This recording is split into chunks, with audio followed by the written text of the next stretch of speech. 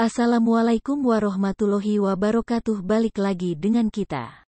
Alhamdulillahirobbilalamin. Selamat datang di channel Ratu Dongeng Viral. Di sini kami akan melanjutkan dongeng pada zaman dahulu kala. Jangan lupa tekan tombol subscribe dan aktifkan notifikasi agar tidak ketinggalan setiap update terbaru dari kami. Tersebutlah pada suatu malam, Datu Pandai, anak raja di Sumbawa Timur bermimpi. Dalam mimpinya, ia menikahi seorang putri cantik bernama Sari Bulan. Atas dasar mimpi tersebut, Datu Pandai berangkat dari istana hendak mencari Sari Bulan dengan diiringi para prajuritnya. Singkat cerita, Datu Pandai bertemu Sari Bulan dan langsung mempersuntingnya. Pada suatu hari, Datu Pandai bersama istrinya akan kembali ke Sumbawa. Sebelum pergi, mertuanya berpesan agar mereka tidak singgah di Pulau Dewa, sebab pulau itu merupakan sarang para jin, setan, dan iblis. Keesokan harinya, rombongan Datu Pandai berlayar menuju Sumbawa. Ketika melalui Pulau Dewa, Sari Bulan yang sedang mengidam ingin memakan daging menjangan. Kasihan melihat istrinya, ia lupa akan pesan si mertua. Datu Pandai dan awak kapal turun berburu menjangan, tetapi Sari Bulan ditinggalkan sendirian dalam perahu. Kunti, pelayan iblis, segera menyergap Sari Bulan dan mencungkil kedua matanya, kemudian dijatuhkan ke laut. Untunglah, rambutnya yang panjang tersangkut. Setelah itu, Kunti mengenakan pakaian dan perhiasan Sari Bulan. Datu Pandai tampak terkejut melihat muka istrinya yang buruk dan perutnya mengempis. Sementara itu, Sari Bulan yang ikut terseret di buritan, terselamatkan oleh seekor kerang raksasa, sehingga terdampar di tepi pantai. Namun, kerang raksasa itu mati kelelahan.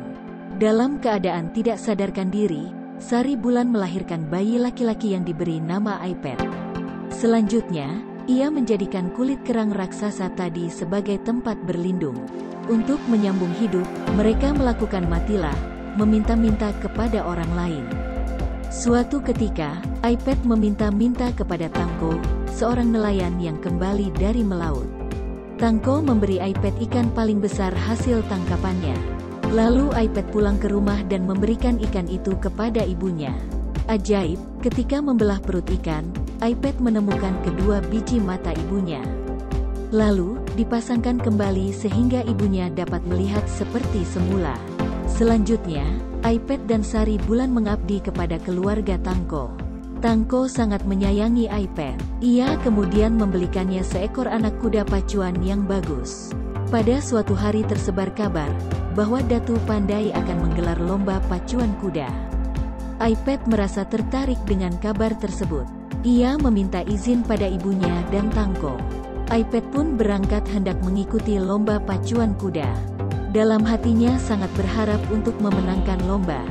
Dalam perlombaan itu, banyak yang ikut lomba dan kuda-kudanya tampak perkasa. Tetapi Aipet tidak gentar. Ia berkeras hati untuk memenangkan lomba. Tidak disangka, kuda Aipet akhirnya menjadi pemenangnya. Sangat girang hatinya. Ia kembali pulang dengan kabar gembira. Ibunya bersukacita dan bangga terhadap anaknya. Suatu hari Aipet diundang ke istana untuk menerima mahkota kerajaan sebagai hadiahnya. Aipet datang bersama Sari Bulan dan keluarga Tangko.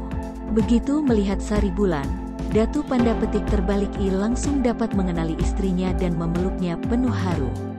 Aipet adalah putra mahkota yang selama ini hilang. Kemudian Aipet diangkat menjadi raja menggantikan ayahnya yang telah tua. Ketiganya berkumpul kembali dengan bahagia. Raja Aipet mengubah nama kerajaan menjadi Kerajaan Tangko. Sementara itu, Kunti yang jahat dikurung dalam sebuah sumur yang sangat dalam.